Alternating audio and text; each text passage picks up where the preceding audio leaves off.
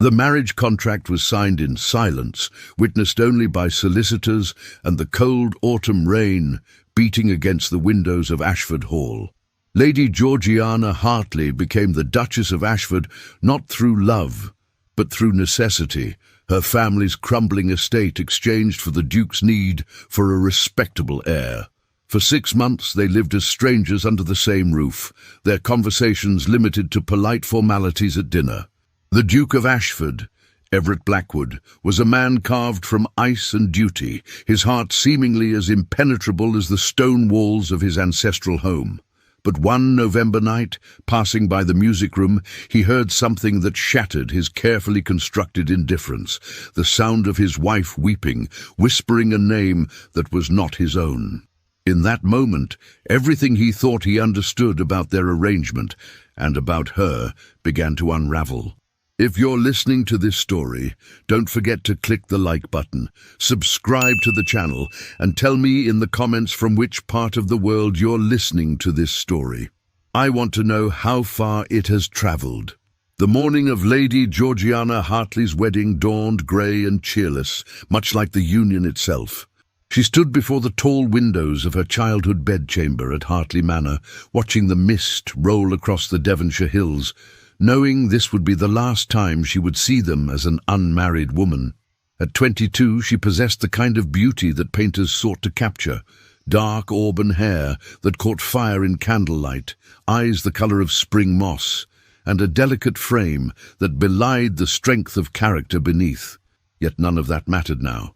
She was a commodity, a solution to her father's gambling debts and her family's impending ruin. "You look like you're attending a funeral, not a wedding," came the gentle voice of her younger sister, Penelope, who entered carrying Georgiana's veil. "Perhaps I am," Georgiana replied softly, turning from the window. "The funeral of every dream I once harbored." Penelope's eyes filled with tears. "Georgie, you don't have to do this. We could find another way." "There is no other way." Georgiana's voice was firm, though her hands trembled as she took the veil.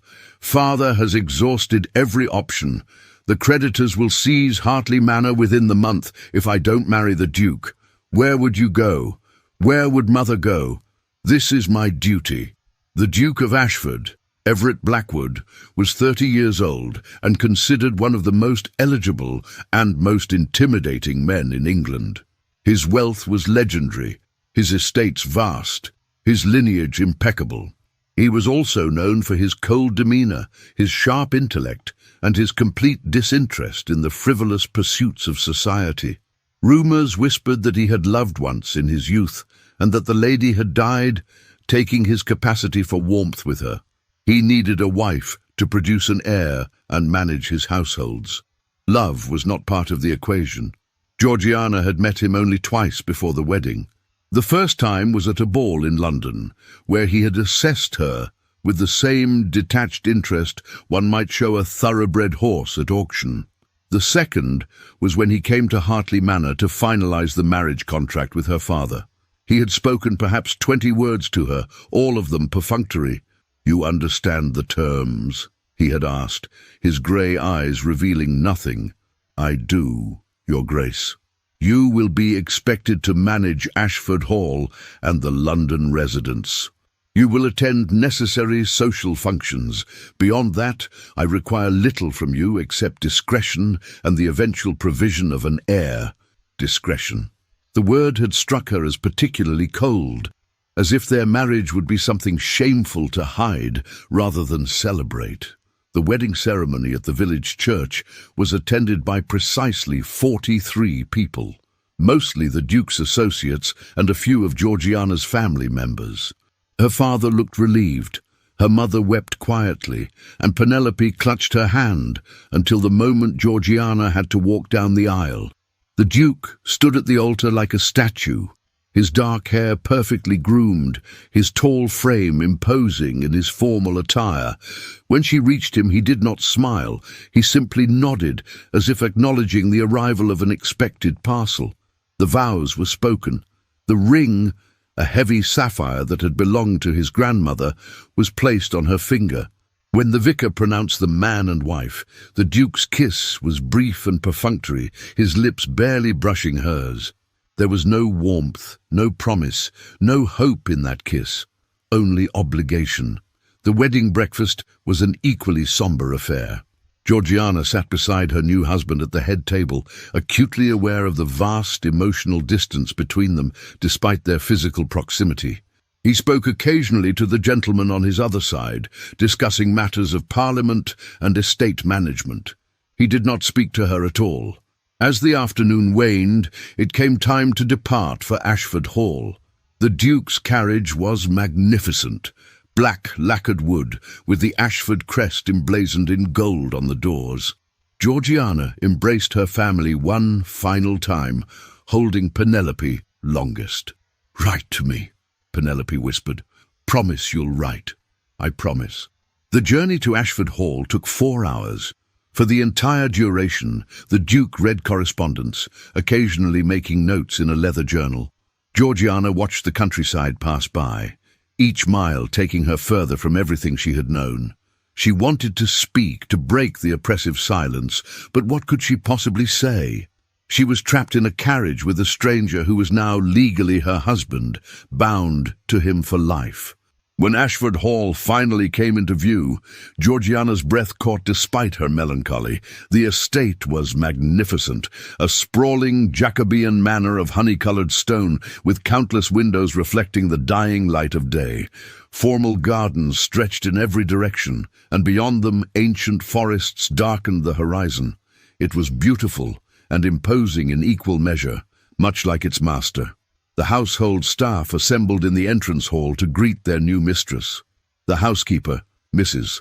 Pemberton, was a stern-looking woman in her 50s who assessed Georgiana with barely concealed skepticism.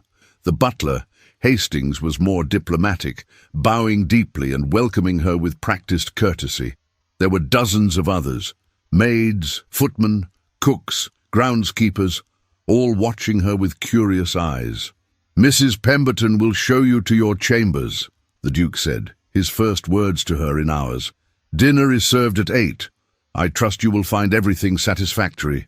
With that, he turned and strode toward what she would later learn was his study, leaving her standing in the cavernous entrance hall, surrounded by strangers.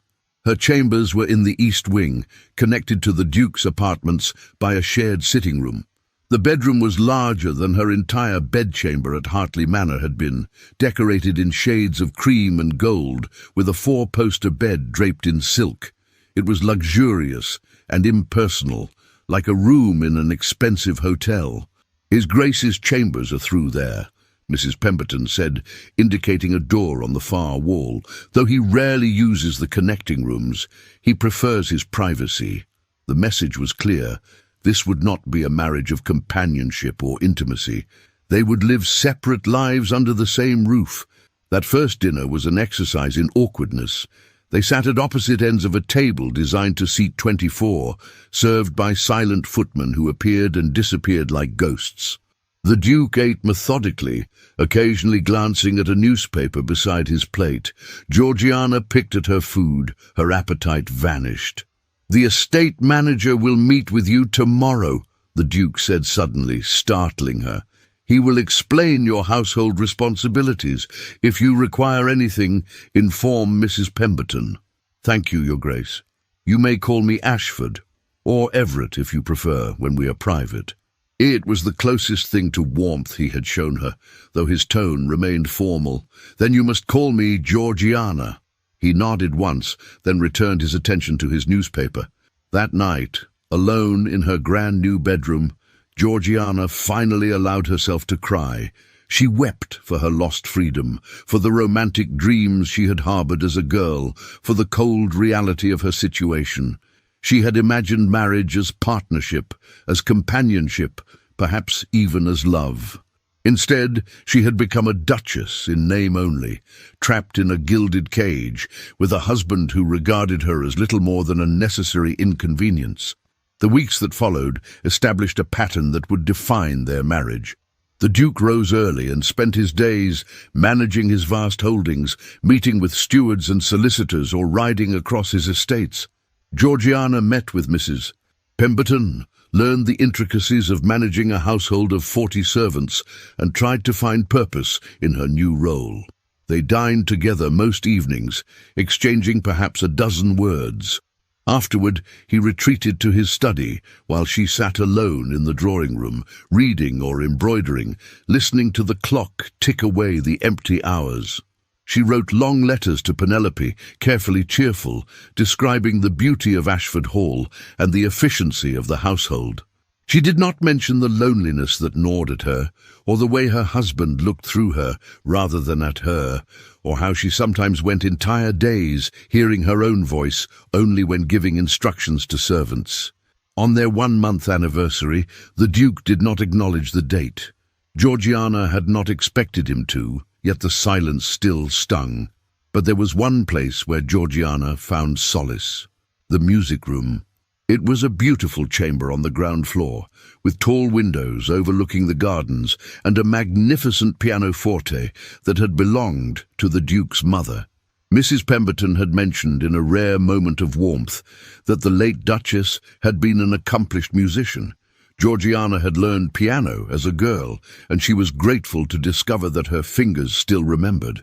In the evenings, after the Duke had disappeared into his study, she would slip into the music room and play Beethoven, Mozart, folk songs her mother had taught her. The music filled the emptiness inside her, gave voice to emotions she could not otherwise express. She did not know that sometimes, passing in the corridor, the Duke paused outside the music room door to listen. Winter descended upon Ashford Hall with brutal efficiency, transforming the estate into a landscape of white silence. Georgiana had been the Duchess of Ashford for 3 months, and in that time she had learned to navigate her role with quiet competence. The servants had warmed to her gentle manner, the estate accounts were impeccably maintained, and she had successfully hosted 2 small dinner parties for the Duke's political associates. Yet the distance between her and her husband remained as vast as ever. It was Mrs. Pemberton who informed her of the upcoming event that would change everything. His Grace has decided to host the annual Ashford Winter Ball, the housekeeper announced one December morning. It's a tradition that was discontinued after the late Duchess passed, but he feels it's time to resume it. As the new Duchess, you will be expected to organize it. Georgiana's heart quickened with a mixture of anxiety and hope. A ball meant society, conversation, life within these silent walls. Perhaps it also meant an opportunity to prove herself to her husband, to show him she was more than just a convenient solution to his need for an heir. When is it to be held? The week before Christmas. We're expecting nearly 200 guests, including several members of the aristocracy and Parliament. It will be the social event of the season in this county. For the next 3 weeks, Georgiana threw herself into preparations with an energy born of desperation. She consulted with the cook on elaborate menus, worked with the head gardener to transform the ballroom with winter flowers and greenery, coordinated with musicians from London, and oversaw every detail from the guest list to the arrangement of guest chambers. The Duke observed her efforts with his usual detachment, offering neither praise nor criticism, simply nodding when she presented plans for his approval. What Georgiana did not know was that among the invited guests was someone from her past, someone whose memory still haunted her quiet moments. The night of the ball arrived with crystalline cold and clear skies. Ashford Hall blazed with light, every window glowing, the circular drive filled with arriving carriages. Georgiana stood beside her husband in the receiving line, wearing a gown of deep emerald silk that complemented her colouring beautifully. Diamonds, the Ashford diamonds worn by duchesses for generations, glittered at her throat and ears. She looked every inch the aristocratic hostess, though her hands trembled slightly within her long gloves. The Duke, resplendent in black evening attire, performed his duties with mechanical precision, greeting each guest with the same measured courtesy. Georgiana smiled until her face ached, curtsied until her legs grew tired, and tried to ignore the speculative glances and whispered comments that followed in their wake. Such a young duchess, she heard one elderly countess murmur, and from such a modest family. One wonders what the Duke was thinking. The ballroom was magnificent, transformed into a winter wonderland of white roses, silver ribbons and candlelight that reflected off crystal chandeliers.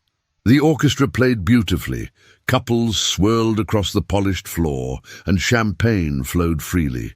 Georgiana had succeeded in creating a spectacular event. She should have felt proud. Instead, she felt increasingly uneasy. It began when she noticed a young woman watching her with peculiar intensity from across the room. The woman was beautiful in a sharp, calculated way. Blonde hair arranged in elaborate curls, a gown of ice-blue silk that must have cost a fortune, and eyes that assessed Georgiana with barely concealed hostility. When their gazes met, the woman smiled, but there was no warmth in it. "Who is that lady?" Georgiana asked Mrs. Pemberton, who was supervising the refreshment tables nearby. The housekeeper's expression tightened. "That is Lady Clarissa Worthington. She and His Grace were acquainted before your marriage." The way she said "acquainted" told Georgiana everything she needed to know. This was the woman the Duke had loved, the one the rumors spoke of, but the rumors had said she died. Clearly that was not true. Before Georgiana could process this information, Lady Clarissa was approaching, gliding across the ballroom floor with the confidence of someone who knew she commanded attention. "Your Grace," she said, curtsying with exaggerated deference. "Oh, what a charming ball. You've done remarkably well for someone so inexperienced in these matters." The insult was delicately wrapped in compliment, but it stung nonetheless. "Thank you, Lady Clarissa. I'm pleased you're enjoying yourself." "Oh, I always enjoy visiting Ashford Hall. I know it so intimately, you see. I spent a great deal of time here once." Her smile sharpened. But that was before circumstances changed. Georgiana felt her cheeks flush, but before she could respond, the Duke appeared at her elbow. His expression was unreadable as he looked at Lady Clarissa. "Lady Clarissa, I was not aware you had been invited." "I came as Lady Pembroke's guest," she replied smoothly. "Surely you don't object to my presence, Everett. We are old friends, after all." The use of his Christian name was deliberate, intimate, designed to wound. Georgiana felt it like a blade between her ribs. "If you'll excuse me," the Duke said coldly, "I have other guests to attend to." He walked away without another word, leaving Georgiana standing alone with Lady Clarissa, who watched him go with an expression of smug satisfaction. "He's still angry with me, you see," Lady Clarissa said conversationally. "I broke our engagement 5 years ago to marry Lord Worthington. He was wealthier then, and I was young and foolish. But Lord Worthington died last year, and now—" She paused, her eyes following the Duke across the room. "Now I'm free, and I've realized what a terrible mistake I made." Georgiana's blood ran cold. "I don't understand why you're telling me this." "Don't you? My dear Duchess, surely you've realized by now that your marriage is nothing but a business arrangement. Everett needed a wife to satisfy society's expectations and produce an heir. He chose you because you were convenient and desperate. Your family's debts made you compliant. But he doesn't love you. He never will. His heart belongs to me, as it always has." The words struck with devastating accuracy because they echoed Georgiana's own fears, the doubts that kept her awake at night. "You're mistaken," Georgiana said, though her voice wavered. "The Duke and I have barely spoken since your wedding. Live in separate wings of this house. Maintain the appearance of marriage while living as strangers." Lady Clarissa's laugh was cruel. "Everyone knows, Your Grace. The servants talk. Society speculates. You're a duchess in name only, a placeholder until Everett tires of this charade." Georgiana felt the room spinning around her. She wanted to flee, to hide, but she was trapped by duty and dignity, forced to stand there while this woman dismantled her life with surgical precision. "I've spoken to him, you know," Lady Clarissa continued, "earlier this evening in the library. I told him I've realized my mistake, that I want him back. And do you know what he said?" She leaned closer, her voice dropping to a whisper. "He said he would consider it, that our marriage yours and his, could be quietly dissolved, annulled perhaps, on grounds of non-consummation. Is it true, your grace? Has he never even touched you? The humiliation was complete. Georgiana felt tears burning behind her eyes, but she refused to let them fall. Not here, not in front of this woman and 200 guests. "Excuse me," she managed, her voice barely audible. "I need to attend to my duties." She turned and walked away with as much dignity as she could muster, though inside she was shattering. She moved through the ballroom in a daze, smiling mechanically, responding to comments without hearing them, all while Lady Clarissa's words echoed in her mind. He said he would consider it. Could it be true? Would the Duke truly dissolve their marriage for this woman who had abandoned him? Georgiana thought of the past 3 months, the silence, the distance, the careful avoidance of anything resembling intimacy. Perhaps Lady Clarissa was right. Perhaps she was nothing but a temporary inconvenience. The evening dragged on interminably. Georgiana watched from across the room as Lady Clarissa danced with the Duke, her hand on his arm, her head tilted toward him in intimate conversation. He did not smile, but he did not pull away either. They looked perfect together, two beautiful people from the same world, speaking the same language of privilege and power. Georgiana had never felt more like an outsider, an impostor wearing borrowed jewels and a title she had not earned. When the last guest finally departed near dawn, Georgiana fled to her chambers. She dismissed her maid with shaking hands, desperate to be alone. Only when the door closed behind her did she allow herself to collapse onto the bed, still wearing her emerald gown and the Ashford diamonds, and weep. She cried for her foolish hope that this marriage might become something more than a contract. She cried for the loneliness that consumed her. She cried for the realization that she had developed feelings for her cold, distant husband, feelings that would never be returned.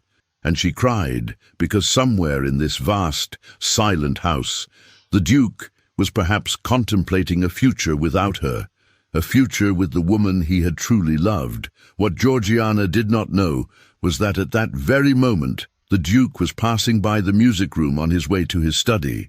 He paused, hearing something that made him stop completely, the sound of weeping, muffled but unmistakable, coming from the direction of her chambers. And then, carried on the quiet air, he heard her voice, broken and anguished. "Oh, Thomas, Thomas, why did you have to die?" The Duke stood frozen in the darkened corridor, his hand on the doorframe, as something shifted irrevocably in his chest. His wife was weeping for another man, a man named Thomas, a man she clearly loved. In that moment, Everett Blackwood realized with stunning clarity that he had been a fool. He had assumed Georgiana had married him purely for financial security, that she had no feelings beyond relief at saving her family. It had never occurred to him that she might have left behind a love of her own, that she might be suffering as he once had. For the first time since their wedding, he truly saw her, not as a convenient solution or a duchess in training, but as a woman with her own heart, her own pain, her own lost dreams. And for the first time in 5 years, the ice around his own heart began, ever so slightly, to crack. The morning after the ball, Georgiana woke with swollen eyes and a headache that pounded behind her temples. The emerald gown lay in a crumpled heap on the floor, where she had finally removed it in the early hours, and the Ashford diamonds sat abandoned on her dressing table, glittering accusingly in the pale winter light. She had cried herself into exhaustion, and now, in the cold clarity of morning, she felt hollowed out and numb. A soft knock at the door announced her maid Betty, who entered with a breakfast tray and carefully averted eyes. The servants always knew everything. "His Grace requests your presence in the morning room at 10 o'clock, Your Grace," Betty said quietly, setting down the tray. Georgiana's stomach clenched. So it was to happen already. He would tell her about Lady Clarissa, about the annulment, about the end of their brief, cold marriage. She should feel relieved. She would be free of this prison of silence and loneliness. Instead, she felt only a deep, aching sadness. She dressed carefully in a simple day dress of grey wool, appropriate for the serious conversation ahead. When she entered the morning room precisely at 10, she found the Duke standing by the window, his back to her, hands clasped behind him. He did not turn immediately when she entered. "You wish to see me?" Her voice was steady, though her hands trembled. He turned then, and she was startled by his appearance. He looked as though he had not slept, his face drawn, shadows beneath his grey eyes. For a long moment he simply studied her, and she forced herself to meet his gaze, to face whatever was coming with dignity. "I have been thinking," he began slowly, "about our arrangement." Here it was. Georgiana lifted her chin. "I understand. Do you?" Something flickered in his expression. Surprise, perhaps. "I wonder." Lady Clarissa explained the situation quite clearly last night. "You wish to dissolve our marriage. I will not contest it." Now he looked genuinely confused. "Lady Clarissa spoke to you? She informed me that you still love her, that our marriage was merely convenient, and that you are considering an annulment." The words came out more bitterly than she intended. She was quite thorough in her explanations. The Duke's jaw tightened, and for the first time since she had known him, she saw genuine anger flash across his features. "Lady Clarissa had no right to speak to you of such matters. What she suggested is absolutely false." Georgiana blinked, uncertain she had heard correctly. "False? I have no intention of dissolving our marriage. Lady Clarissa approached me last night with a ridiculous proposal that I rejected immediately. Whatever she told you was either a deliberate lie or a delusion." He paused, then added more quietly, "I apologize that you were subjected to her malice. It was unconscionable." Relief flooded through Georgiana so powerfully that she had to steady herself against a chair. He was not sending her away. But then why had he summoned her? "I asked you here," the Duke continued, "because I have a proposal of a different nature. My aunt, Lady Beatrice Ashford, has written to invite us to spend the Christmas season at her home in Bath. She is my late mother's sister and has been asking to meet you since our wedding. I think it would be beneficial for you to have companionship beyond these walls." Georgiana stared at him, trying to understand this unexpected development. "You wish us to travel to Bath together?" "I have business in London that will occupy me for several weeks. I thought you might prefer to spend that time with my aunt rather than remaining here alone." He hesitated, then added, "She is an unconventional woman, but kind. I believe you would find her company refreshing." It was the longest personal conversation they had ever had, and Georgiana found herself studying him with new eyes. There was something different in his manner this morning, a crack in the usual ice, a hint of uncertainty that made him seem almost human. "I would like that very much," she said softly. "Thank you." He nodded once, then seemed about to say something more, but instead simply turned back to the window. "We depart tomorrow. Betty will help you pack." Georgiana left the morning room in a state of confusion. The Duke's behaviour made no sense. Why would he send her to his aunt if he truly cared nothing for her welfare? And why had he looked at her this morning with something that almost resembled concern? The journey to Bath took 2 days, with the Duke accompanying her as far as London before departing for his business affairs. During those 2 days in the carriage, something shifted between them. He asked her about her childhood, about her sister Penelope, about her education. She answered cautiously at first, then with growing ease as she discovered he was actually listening, occasionally asking thoughtful follow-up questions. He even smiled once, a brief, fleeting expression, when she described Penelope's disastrous attempt to train their old sheepdog to dance. When they parted at the London coaching inn, he surprised her by taking her hand. "My aunt can be overwhelming, but she means well. If you need anything, write to me." It was the most personal thing he had ever said to her. Lady Beatrice Ashford lived in an elegant townhouse in the fashionable Royal Crescent, and she was indeed overwhelming. She swept Georgiana into an embrace the moment she arrived, a whirlwind of lavender silk and enthusiastic affection. "My dear girl, finally, Everett has been hiding you away like a miser hoarding gold. Let me look at you. Oh, you're even lovelier than he described. And so pale. Have you been ill? No matter, bath air will restore you. Come, come, we have so much to discuss." Lady Beatrice was perhaps 60 years old, with silver hair, bright blue eyes, and an energy that belied her age. Her home was filled with books, art, and curiosities from her extensive travels. Within an hour of Georgiana's arrival, she had learned more about her new aunt than she had learned about her husband in 3 months of marriage. "Everett wrote that you've been managing Ashford Hall beautifully," Lady Beatrice said over tea that first afternoon. "But he also wrote that you seem melancholy. Are you unhappy, my dear?" The direct question caught Georgiana off guard. It's an adjustment. The Duke and I barely know each other. Everett has always been too much in his own head," Lady Beatrice said with a sigh. "After Clarissa broke their engagement, he closed himself off completely. Built walls so high that no one could reach him. But walls can be climbed, you know, or tunnelled under, or simply worn down with patience." "Lady Clarissa attended our ball," Georgiana said quietly. "She told me he still loves her." Lady Beatrice snorted inelegantly. "Clarissa Worthington is a vain, manipulative creature who wants what she cannot have. Everett doesn't love her. He never truly did.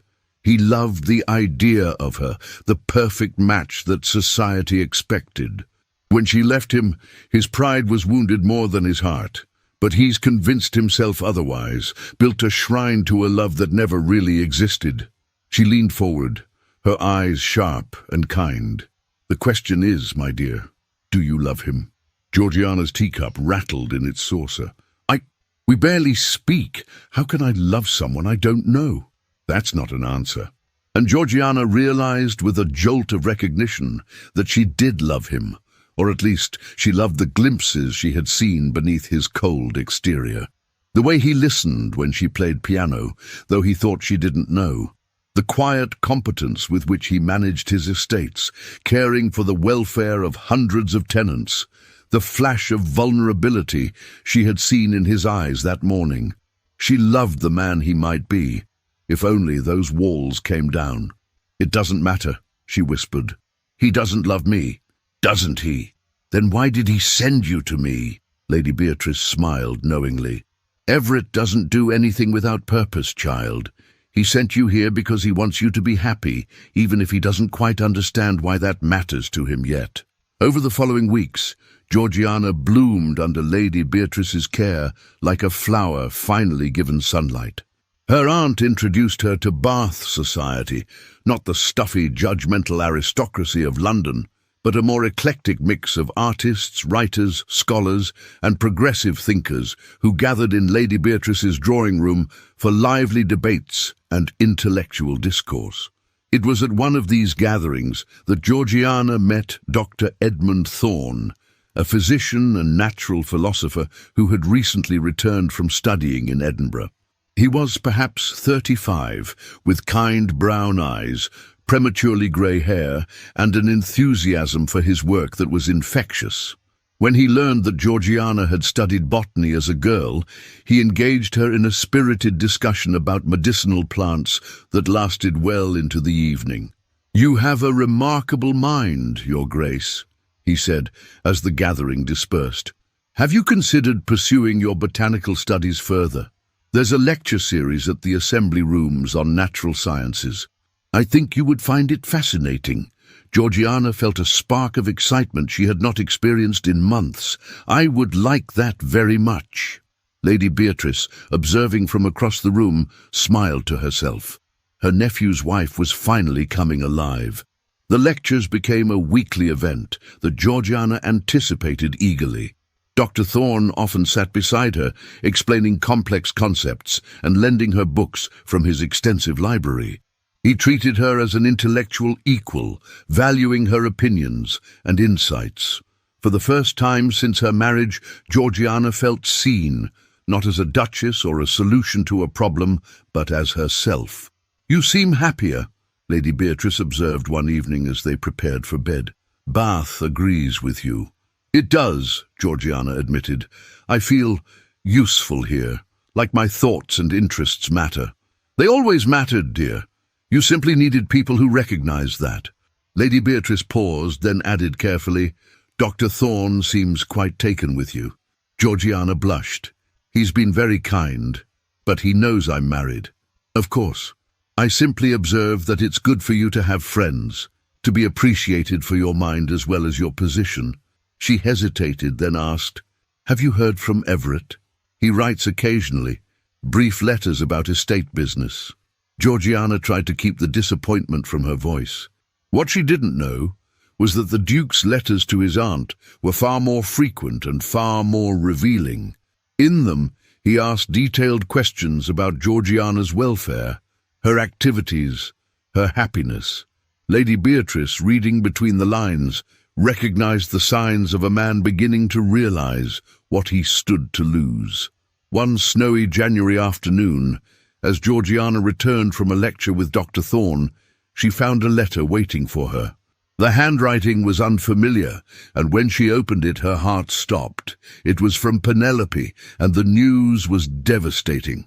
Their father had suffered an apoplexy and died suddenly. The funeral had already taken place. The letter had been delayed by winter storms. Georgiana collapsed into a chair, the letter falling from her nerveless fingers. She had not been there. She had not said goodbye. Whatever complicated feelings she had harbored toward her father, resentment for forcing the marriage, love for the man he had been before gambling consumed him, would never be resolved now. Lady Beatrice found her there an hour later, staring into space, tears streaming silently down her face. "Oh, my dear child," she murmured, gathering Georgiana into her arms. "I'm so sorry." That night, alone in her room, Georgiana wept not just for her father, but for everything, for Thomas, her childhood friend who had died of fever 2 years ago, the boy she had loved before duty demanded she marry a duke, for her lost innocence and abandoned dreams, for the loneliness of her marriage and the impossibility of her situation. And in London, the Duke received a letter from his aunt informing him of Lord Hartley's death and Georgiana's grief. He sat in his study for a long time, remembering the sound of her weeping that night after the ball, whispering Thomas's name. He had assumed Thomas was a current love, perhaps someone she had been forced to leave behind. Now he wondered if Thomas, like Clarissa, was a ghost, a memory that haunted her as Clarissa had once haunted him. For the first time, Everett Blackwood understood that he and his wife were not so different after all. They were both prisoners of the past, both hiding behind walls, both desperately lonely in their separate cages, and for the first time he wondered if perhaps they might find a way forward, together. Georgiana remained in Bath through the winter, and as February arrived, with its promise of approaching spring, something fundamental had shifted within her. Her father's death, though painful, had severed the last chain binding her to her old life of obligation and passivity. Lady Beatrice's companionship had reminded her that she possessed intelligence and worth beyond her title, and Dr. Thorne's respectful friendship had shown her what it meant to be valued for one's mind and character. She was no longer the frightened girl who had married the Duke of Ashford. She was becoming someone new, someone stronger. "You've changed," Lady Beatrice observed one morning over breakfast. "There's steel in you now that wasn't there before." "Perhaps it was always there," Georgiana replied, "but I had forgotten how to find it." "Everett is returning to London next week," her aunt said carefully. "He's written to say he'll collect you on his way back to Ashford Hall. It's time, I think, for you to return to your husband." Georgiana's heart quickened with an emotion she couldn't quite name, anxiety mixed with something else. Anticipation, perhaps. She had thought about the Duke often during her time in Bath, wondering if the small changes she had sensed in him before their parting had been real or imagined. His letters had remained brief and formal, Yet Lady Beatrice had mentioned more than once that he inquired regularly about Georgiana's welfare. "I'm ready," Georgiana said, and realized she meant it. She was ready to return not as a timid bride, but as a woman who knew her own worth. The Duke arrived in Bath on a grey March morning, and when Georgiana descended the stairs to greet him, she saw his eyes widen almost imperceptibly. She wore a travelling dress of deep burgundy that complemented her colouring beautifully, and her hair was arranged in a more sophisticated style than she had worn before. But the real change was in her bearing, the way she held her head high, the confidence in her step, the direct way she met his gaze. "Your Grace," she said, curtsying. "I hope your journey was pleasant." It was tolerable. He seemed unable to look away from her. "You look... well, Bath has agreed with you." "It has. Your aunt has been extraordinarily kind." Lady Beatrice appeared then, embracing her nephew warmly. "Everett, you look dreadful. Have you been sleeping at all?" "No, don't answer. I can see you haven't. You work too hard." She turned to Georgiana with a conspiratorial smile. "Make him rest, my dear. He's useless when he's exhausted." The journey back to Ashford Hall took 2 days, and this time the silence in the carriage was different, charged with unspoken questions and a new awareness. Georgiana caught the Duke watching her several times, his expression thoughtful, almost puzzled, as if she were a problem he couldn't quite solve. "My aunt writes that you attended lectures on natural sciences," he said finally, breaking the silence. "I did. Dr. Thorne was kind enough to introduce me to several fascinating speakers. I particularly enjoyed the discussions on botanical classification and medicinal applications of native plants." "Dr. Thorne," the Duke's tone was carefully neutral. "My aunt mentioned him frequently in her letters. He's a brilliant physician and a good friend. He treated me as an intellectual equal, which was refreshing." Something flickered in the Duke's eyes. Was it jealousy? Surely not. Yet his next words were sharp. "I'm pleased you found such stimulating companionship in Bath." Georgiana turned to face him fully. "Are you? Because for 3 months before I left, I barely heard your voice, except at dinner. You treated me as a housekeeper, not a wife, not even a friend. So yes, it was refreshing to be seen as a person with thoughts and interests worth considering." The Duke looked as though she had struck him. He opened his mouth, closed it, then finally said quietly, "You're right. I have been unfair to you. I apologize." It was the first genuine apology he had ever offered her, and Georgiana felt her anger soften slightly. "Why did you marry me, Everett? And please don't say it was merely for an heir. I deserve more honesty than that." He was silent for a long moment, staring out at the passing countryside. When he finally spoke, his voice was low and raw. "Because I was a coward. After Clarissa left me, I convinced myself that love was a weakness, that emotion was dangerous. I wanted a marriage of convenience because I thought it would be safe, no risk of being hurt again. I chose you because you seemed gentle and biddable, someone who wouldn't demand more than I was willing to give." He turned to look at her then, and she saw genuine regret in his eyes. "I didn't consider what you might need or want. I didn't think of you as a person with your own heart, your own dreams. That was unconscionable, and I am deeply sorry." Georgiana felt tears prick her eyes, but she blinked them back. "Thank you for your honesty." "I heard you," he said suddenly, "the night of the ball. I heard you weeping, saying Thomas's name. I realized then that you had sacrificed as much as I had, perhaps more, that you had left behind someone you loved to save your family. I had been so consumed with my own past that I never considered yours." So he had heard. Georgiana took a shaky breath. "Thomas was my childhood friend. We grew up together, and yes, I loved him. We had an understanding, though nothing formal, but he died of fever 2 years ago, before we could marry. When my father's debts became insurmountable, I had no choice but to accept your proposal.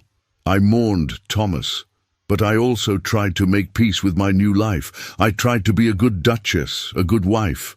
But you gave me nothing to work with, no kindness, no conversation, no acknowledgement that I existed beyond my duties. I know.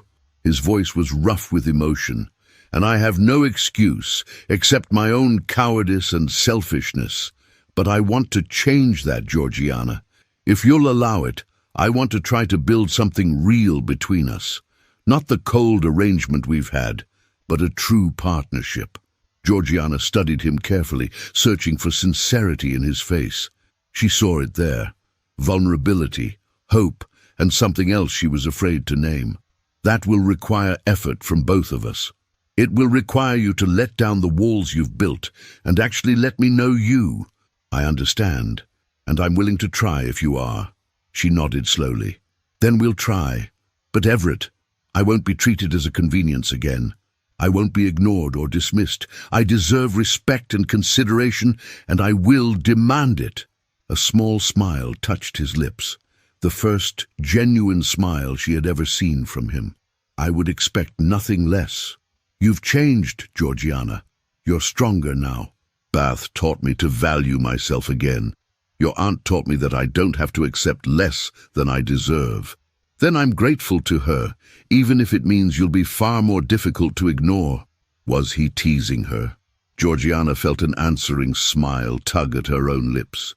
I intend to be impossible to ignore. They arrived at Ashford Hall as dusk was falling, and Georgiana felt a strange sense of homecoming as the familiar facade came into view. The staff assembled to welcome them back, and she noticed Mrs. Pemberton's approving nod as she greeted them. That evening, for the first time, the Duke suggested they take tea together in the drawing room rather than dining formally. They sat by the fire, and he asked her about Bath. Really asked, listening as she described the lectures, the conversations, the books she had read. She found herself relaxing, even laughing, as she recounted some of Lady Beatrice's more outrageous opinions on society's conventions. She told Lady Pembroke that corsets were instruments of patriarchal oppression and that women should burn them all, Georgiana said, her eyes sparkling with amusement. Poor Lady Pembroke nearly fainted. The Duke laughed, a genuine warm sound that transformed his entire face. That sounds exactly like Aunt Beatrice. She's been scandalizing society for 40 years. It was the most pleasant evening Georgiana had spent since her wedding, and when they finally parted for the night, the Duke took her hand and raised it to his lips, a gesture of courtship rather than mere formality. "Thank you," he said softly, "for giving me another chance." Over the following weeks, the Duke made good on his promise. He began taking breakfast with Georgiana, discussing estate matters and asking her opinions. He invited her to ride with him across the grounds, showing her the tenant farms and introducing her properly to the families who lived there.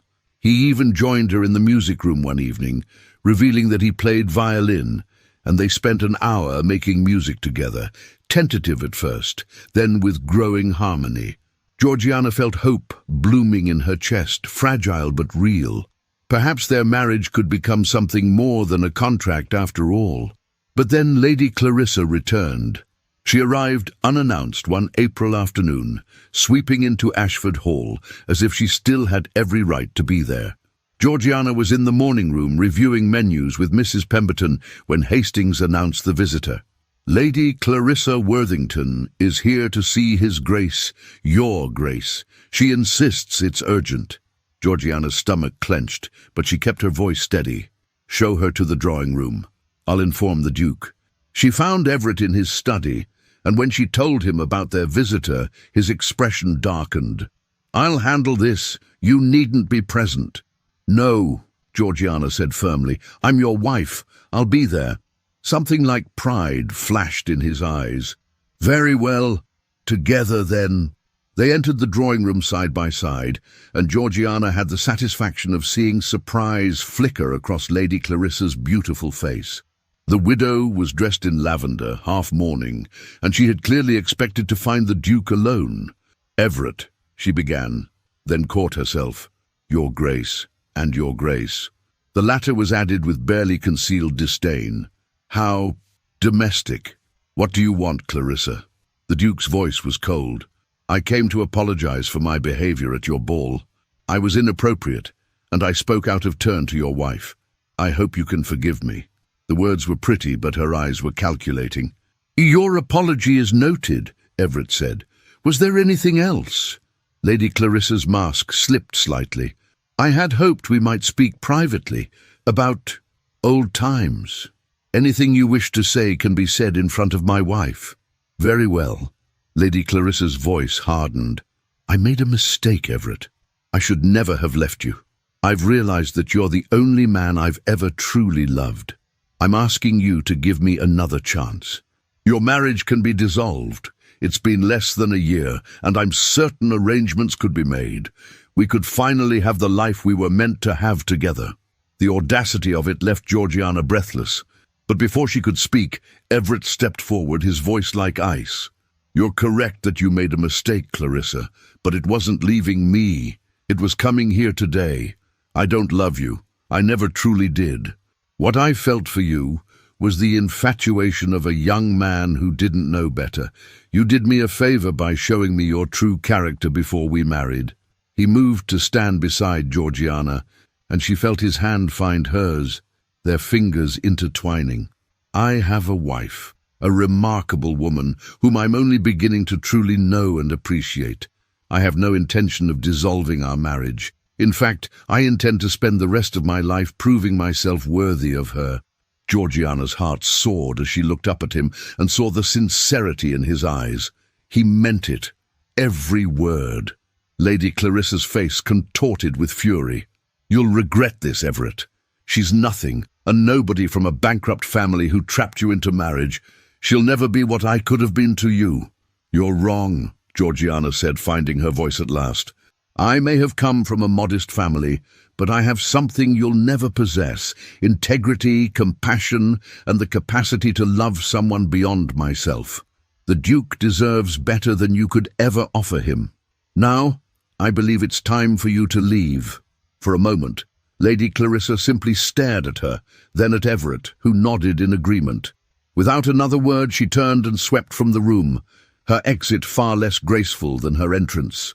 When the door closed behind her, Georgiana released a breath she hadn't known she was holding. Everett turned to her, still holding her hand. "I meant what I said," he told her quietly. "Every word. I want to build a real marriage with you, Georgiana, if you'll have me."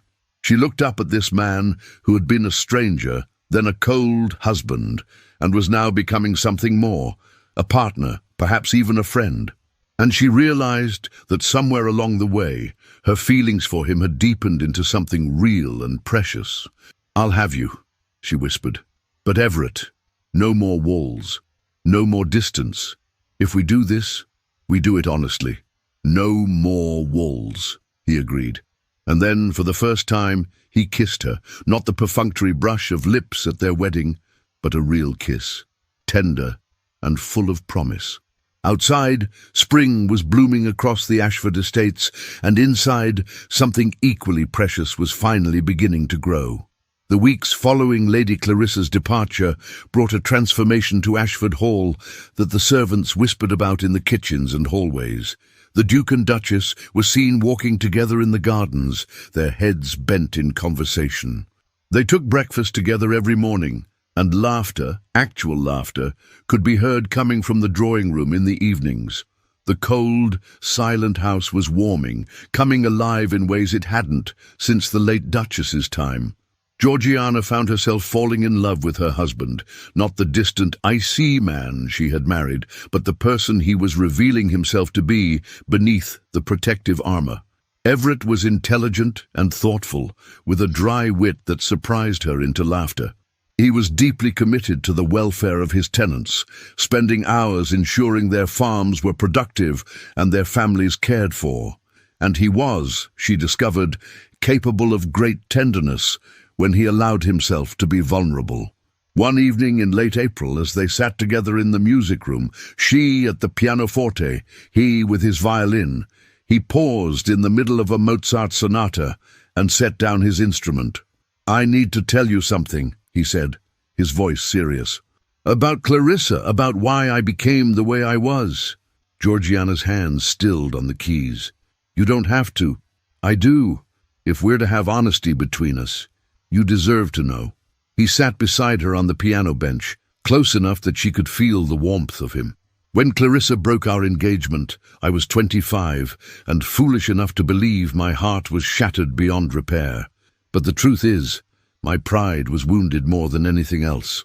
I had been rejected, made to look the fool before all of society. So I built walls, convinced myself that emotion was weakness, that caring for someone gave them power to hurt you. And now?" Georgiana asked softly. "Now I realize that those walls didn't protect me, they imprisoned me. I was so afraid of being hurt again that I hurt you instead, and myself in the process. I wasted months of our marriage hiding behind duty and distance, when I could have been getting to know the remarkable woman I had married." He took her hand, his thumb tracing circles on her palm.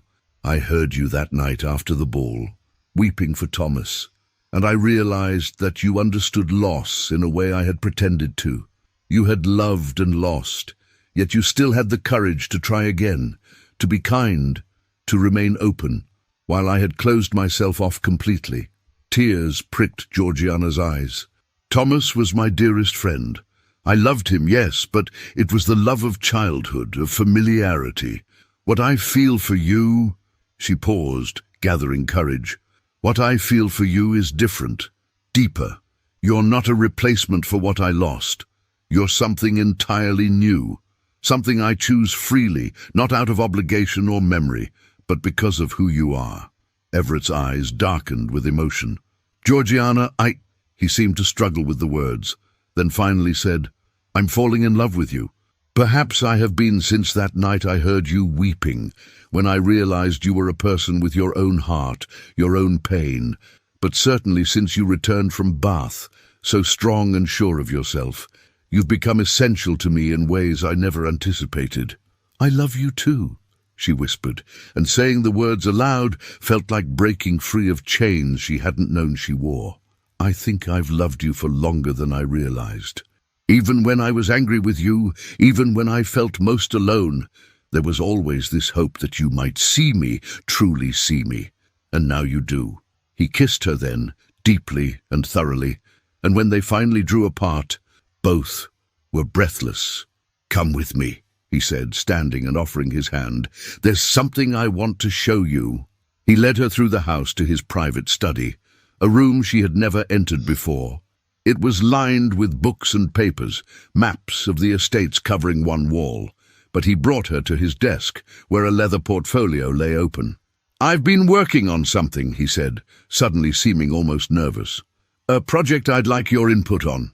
Georgiana looked down at the papers and saw detailed plans for a school, architectural drawings, budgets, curriculum proposals. "What is this?" "A school for the tenant children. And not just basic literacy, but real education, mathematics, sciences, literature. I've been thinking about what you said, about Dr. Thorne treating you as an intellectual equal, about how rare that is for women.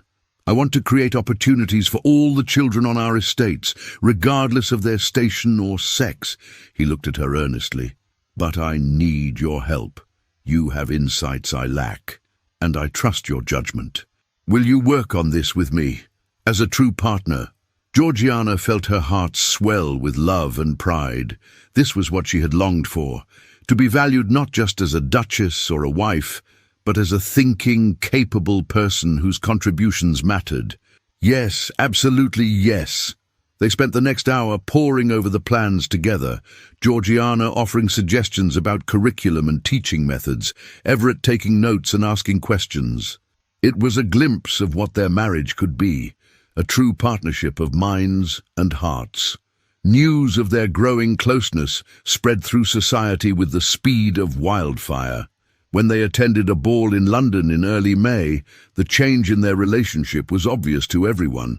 They danced together multiple times, scandalous for a married couple, but they didn't care. They stood close, spoke quietly to each other, and the Duke's hand rarely left the small of his wife's back. Lady Pembroke, who had been at the disastrous Ashford winter ball, remarked loudly to her companions, "Well, I never would have predicted this. The Duke looks positively besotted, and the Duchess has certainly come into her own, quite different from the timid girl at their wedding. But not everyone was pleased by their happiness. Lady Clarissa, present at the ball with her current suitor, watched them with barely concealed fury. When Georgiana excused herself to the ladies' retiring room, Clarissa followed. "Enjoying your victory," Clarissa said coldly as Georgiana adjusted her hair in the mirror. Georgiana met her eyes in the reflection. "This isn't a competition, Lady Clarissa. It's a marriage. He'll tire of you eventually. Men always do. And when he does, when he remembers what he could have had with me—" "He won't," Georgiana interrupted, turning to face her directly. "Because what we have is real. It's built on respect and honesty and genuine affection. What you offered him was vanity and manipulation. You had your chance with him years ago, and you chose wealth over love. That was your decision, and you must live with it. But you will not poison my marriage with your bitterness." For once, Lady Clarissa had no response. Georgiana swept past her and returned to the ballroom, where Everett was waiting, his face lighting up when he saw her. "Is everything all right?" he asked, noting her flushed cheeks. "Everything is perfect," she assured him, and meant it. The following week they received an invitation that surprised them both, a letter from Dr. Edmund Thorne, inviting them to attend a medical symposium in Oxford, where he would be presenting his research. The invitation was addressed to both of them, and included a personal note to Georgiana thanking her for her insights on botanical medicine, which had contributed to his work. Everett read the invitation with an expression Georgiana couldn't quite decipher. "You made quite an impression on Dr. Thorne during your time in Bath." "He's a brilliant man and a good friend," Georgiana said carefully. "His work on medicinal applications of native plants could help countless people. Did you—" Everett hesitated, then continued. "Did you have feelings for him?" Georgiana understood then. He was jealous, uncertain, vulnerable in a way he had never allowed himself to be before. She took his face in her hands, making him look at her. "Edmund Thorne was kind to me when I desperately needed kindness. He reminded me that I had value beyond my title. For that, I'll always be grateful to him. But I never had romantic feelings for him, Everett. My heart was already engaged. Even if I didn't fully realize it at the time, it was engaged with you." The relief in his eyes was palpable. "Then we'll attend the symposium together. I'd like to meet this man who helped my wife find herself again." They travelled to Oxford in June, and the symposium proved fascinating. Dr. Thorne greeted them warmly, shaking Everett's hand with genuine friendliness and no trace of awkwardness. "Your Grace, I'm honoured to finally meet you. Your wife spoke of you often during her time in Bath." "Did she?" Everett glanced at Georgiana with surprise. "Indeed. She worried about you, about whether you were resting enough, eating properly. It was clear even then that she cared deeply for you, though I don't think she fully recognized it herself." Dr. Thorne smiled. "I'm glad to see you both looking so happy. It's rare to see a marriage of genuine partnership and affection among the aristocracy." Later, as they walked through Oxford's ancient streets, Everett took Georgiana's hand. "You spoke of me to Dr. Thorne." "Of course I did. You were my husband, even when we barely knew each other. I wanted our marriage to work, Everett. I just didn't know how to bridge the distance between us. And now there is no distance. Now we're building something real together." They returned to Ashford Hall in late June to find the estate in full summer glory, roses blooming in the gardens, fields golden with wheat, the air warm and sweet. And they returned to find a letter waiting from Penelope, Georgiana's sister, asking if she might visit for a few weeks. "Of course she must come," Everett said immediately. "She's your family, and this is your home. Invite her to stay as long as she likes." Penelope arrived a week later, and Georgiana was shocked by how much her younger sister had matured in the months since their father's death. At 19, Penelope had taken on the responsibility of managing what remained of the Hartley estate with remarkable competence. "Georgie, you look so happy," Penelope said as they walked through the gardens together. When I last saw you at your wedding, you looked like you were going to your execution, but now you're radiant." "I'm happy," Georgiana admitted. "It took time and it wasn't easy, but Everett and I have found our way to each other. We're building a real marriage, Penny, the kind I always dreamed of. I'm so glad. You deserve happiness after everything you sacrificed for us." That evening at dinner, Everett announced his plans for the school, crediting Georgiana's contributions. "Your sister has been instrumental in developing the curriculum. She has a gift for education that I lack." Penelope beamed with pride. "That's wonderful. Georgie was always the cleverest of us. Father never appreciated her mind the way he should have."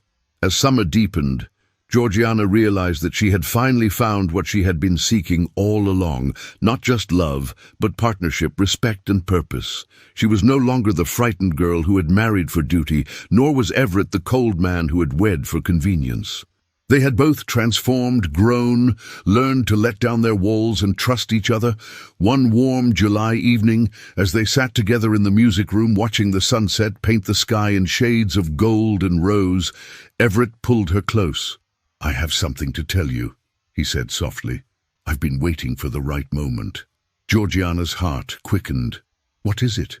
"I've spoken with my solicitors. I'm having the marriage contract destroyed and replaced with a new document, one that gives you equal control over the estates, equal say in all decisions. I don't want you to be my dependent, Georgiana. I want you to be my true partner in every sense." Tears filled her eyes. "Everett, that's extraordinary. Are you certain?" "I've never been more certain of anything. You've proven yourself more than capable, more than worthy. This should have been our arrangement from the beginning." He kissed her forehead tenderly. "I love you, Georgiana, not because you're convenient or dutiful, but because you're brilliant and strong and kind, because you challenge me to be better, because you saw past my walls and refused to give up on me." "I love you too," she whispered, "more than I ever thought possible." As the stars began to appear in the darkening sky, they sat together in perfect contentment, two people who had found their way from a cold contract to genuine love, from isolation to partnership, from duty to choice. Their marriage had begun as a transaction, but it had become something far more precious, a true union of hearts and minds, freely chosen and deeply cherished. Autumn arrived at Ashford Hall with a painter's palette of gold and crimson, and with it came the first anniversary of Georgiana and Everett's wedding. The contrast between that cold, silent ceremony a year ago and the life they had built together now was so profound that Georgiana sometimes had to remind herself they were the same two people.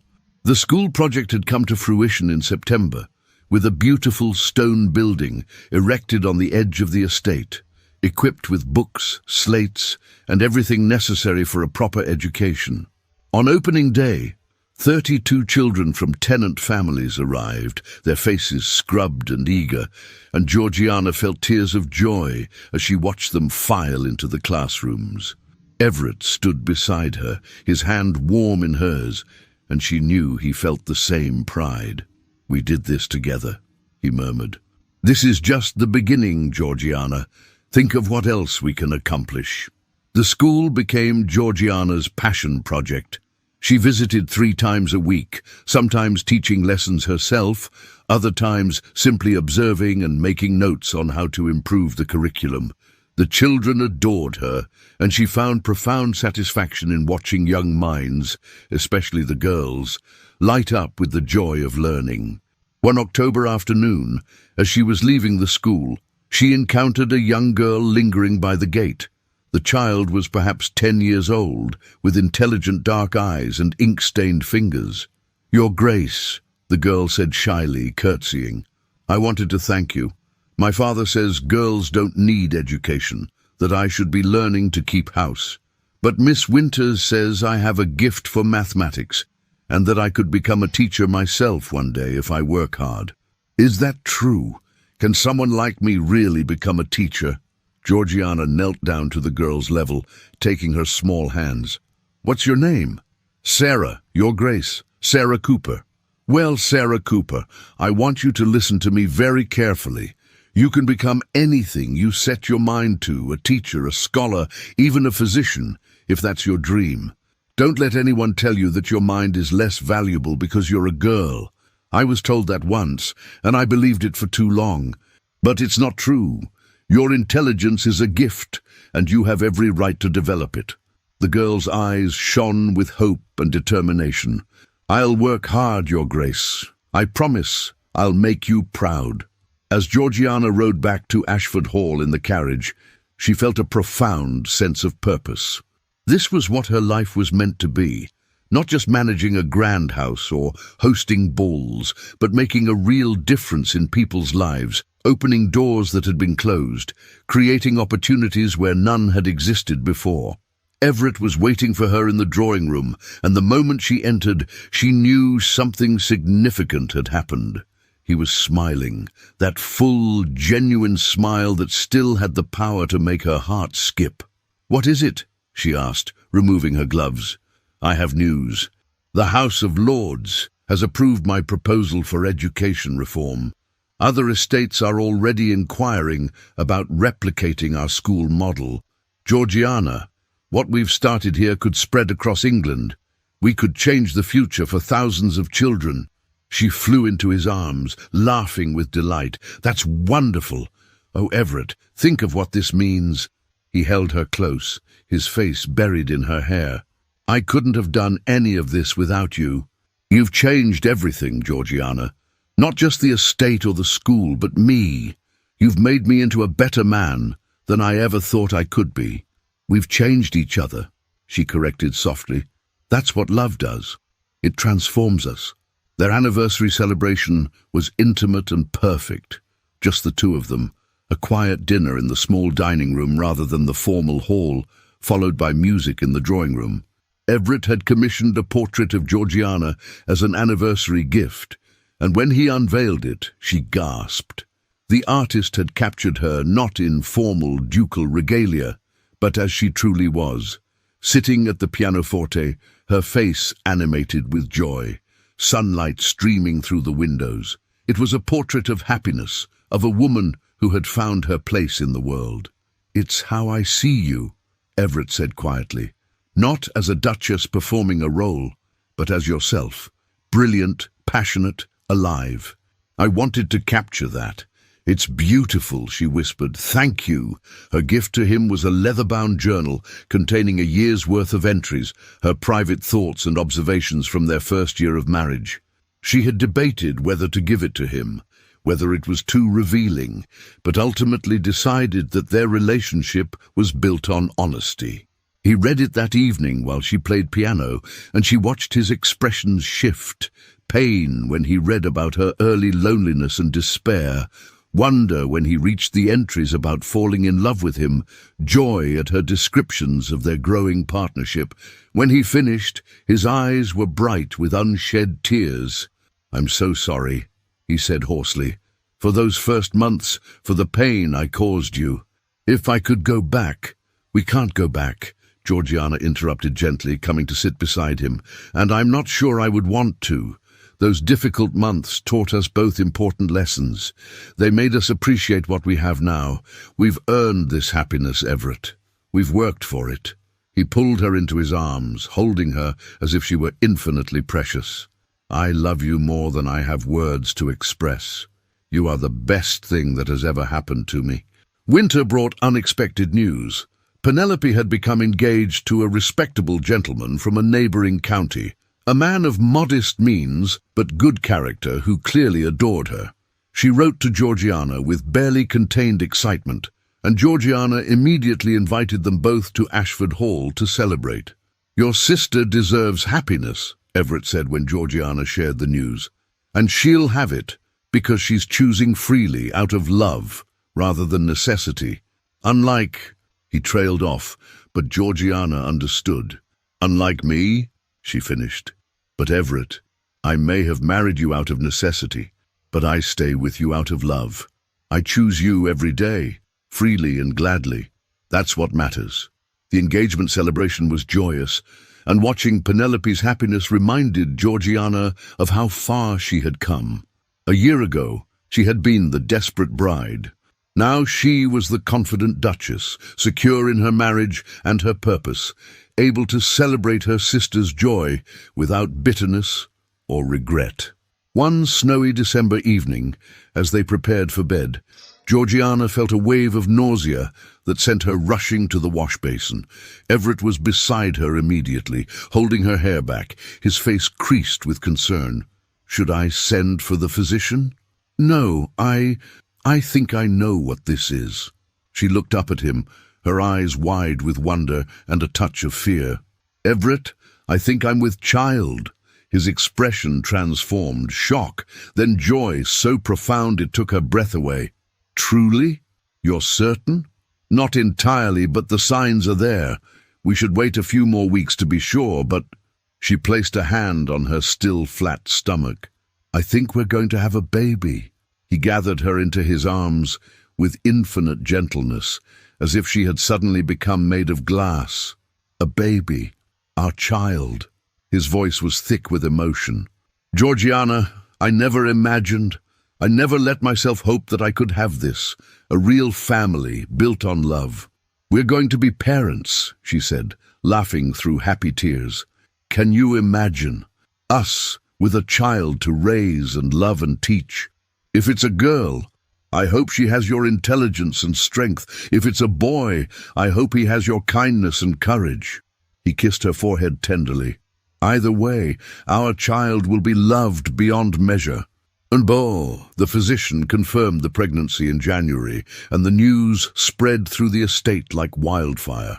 The servants were delighted, the tenants celebrated, and congratulatory letters poured in from across England.